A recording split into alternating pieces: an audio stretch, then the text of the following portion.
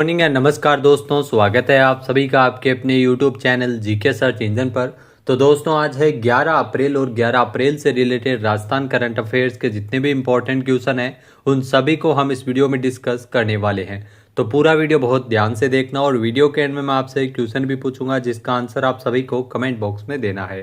कल के वीडियो में मैंने आपसे एक क्वेश्चन पूछा था जो था राष्ट्रीय सहकार मसाला मेला 2025 का आयोजन 9 मई से लेकर 18 मई तक कहाँ किया जाएगा।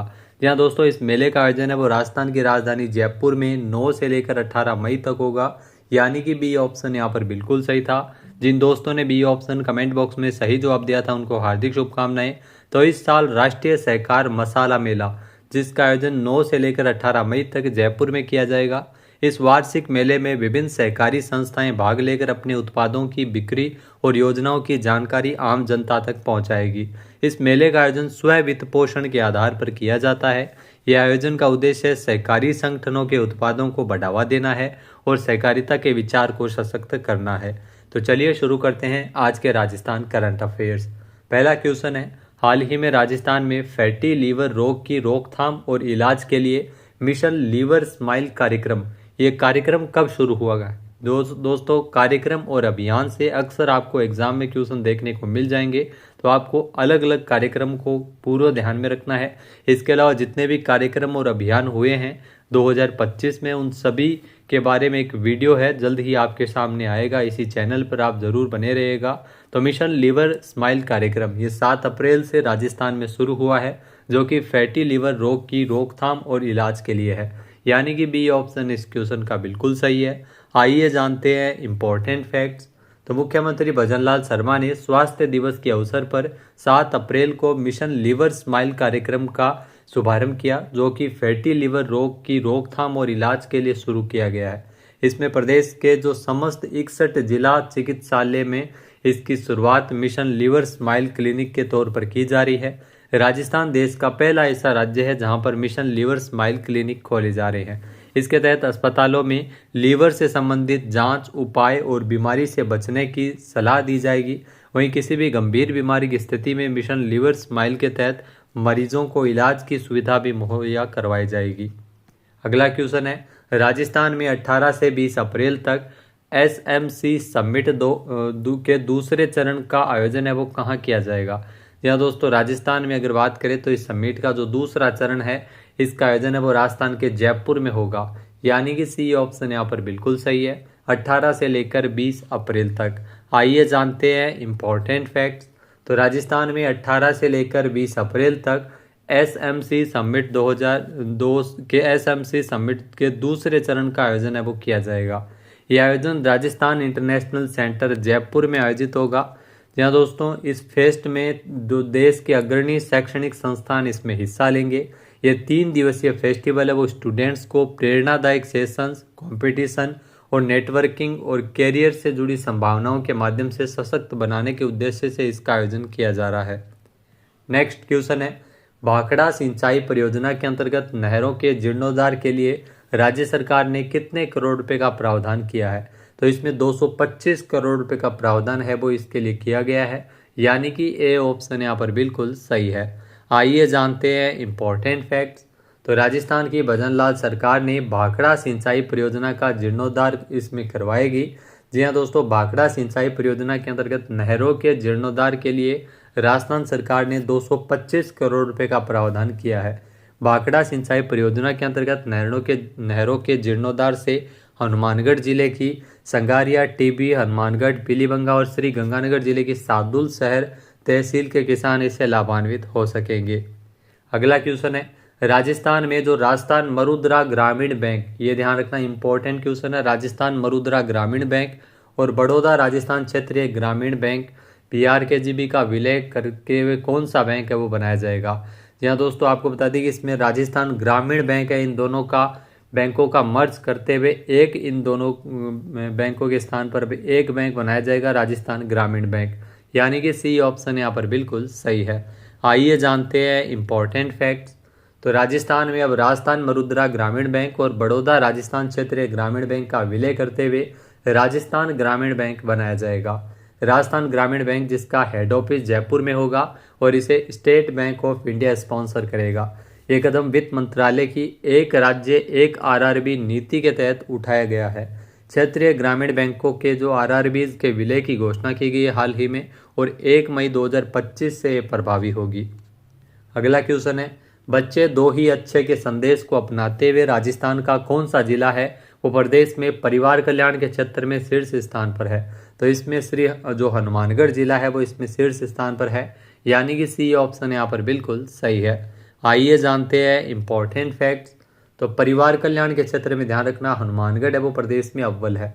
बच्चे दो ही अच्छे के संदेश को अपनाते हुए हनुमानगढ़ जिला प्रदेश में परिवार कल्याण के क्षेत्र में शीर्ष स्थान पर है। जिले में 2 बच्चों के बाद नसबंदी करवाने वालों की संख्या सबसे अधिक रही है। लक्ष्य का 121% अर्जन किया गया है। झालावाड़ 118.7% के साथ दूसरे स्थान पर और 12 है वो 112.2% के साथ तीसरे स्थान पर रहा है। प्रदेश स्तर पर कुल 1,83,515 के लक्ष्य के मुकाबले 1,11,927 नसबंदी हुई, जो लक्ष्य का 61% है। नेक्स्ट है, राजस्थान में कितने पुराने और अप्रचलित कानूनों को समाप्त करने के लिए राजस्थान विद्या निरसन विधेयक 2025 है वो पारित किया गया है। तो ध्यान रखना, राजस्थान में जो 45 पुराने और अप्रचलित कानून हैं उनको हटाया जाएगा, उनको निरसित किया जाएगा। इसके लिए राजस्थान विद्या निरसन विधेयक 2025 से वो पारित किया गया है, यानी कि बी ऑप्शन यहाँ पर बिल्कुल सही है। आइए जानते हैं इंपॉर्टेंट फैक्ट्स।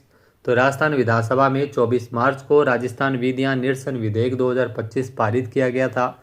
इस विधेयक के तहत राज्य में लागू 45 पुराने और अप्रचलित कानूनों को समाप्त कर दिया गया है। इस बिल में पुराने 45 कानून खत्म करने का प्रावधान है, जिसमें 37 कानून तो पंचायती राज से जुड़े हैं, जिनका अब कोई भी उपयोग नहीं रह गया था। राजस्थान सरकार के मुताबिक इन कानूनों के निरस्त होने से प्रशासनिक प्रक्रियाओं को सरल बनाया जा सकेगा। अगला क्वेश्चन है, राजस्थान में किसे लोकसभा की याचिका समिति का अध्यक्ष मनोनीत किया गया था? तो राजस्थान से लोकसभा की जो याचिका समिति का अध्यक्ष मनोनीत किया गया था सीपी जोशी को, यानी कि सी ऑप्शन यहाँ पर बिल्कुल सही है। आइए जानते हैं इंपॉर्टेंट फैक्ट्स। तो चित्तौड़गढ़ जिले के सांसद और राजस्थान भाजपा के पूर्व प्रदेशाध्यक्ष सीपी जोशी, उनको लोकसभा की याचिका समिति का अध्यक्ष मनोनीत किया गया है। 15 सदस्यीय लोकसभा याचिका समिति की अध्यक्षता सांसद सीपी जोशी करेंगे, जिसमें 14 अन्य सांसद सदस्य के रूप में नियुक्त किए गए हैं। लोकसभा की याचिका समिति वो जो याचिकाओं के माध्यम से प्रस्तुत जन शिकायतों के निवारण में महत्वपूर्ण भूमिका निभाती है। नेक्स्ट है, राजस्थान में ग्राम पंचायत स्तर पर सार्वजनिक पुस्तकालय खोले जाएंगे। इस योजना की शुरुआत सबसे पहले किस जिले से होगी? तो यह योजना भरतपुर और जोधपुर से शुरू होगी, यानी कि सी ऑप्शन इसका बिल्कुल से उपरोक्त दोनों। आइए जानते हैं इंपॉर्टेंट फैक्ट्स। तो राजस्थान सरकार ने अब ग्रामीण शिक्षा को बढ़ावा देने के लिए एक नई पहल की शुरुआत की है। अब ग्राम पंचायत स्तर पर सार्वजनिक पुस्तकालय खोले जाएंगे। इस योजना की शुरुआत भरतपुर और जोधपुर जिलों से होगी।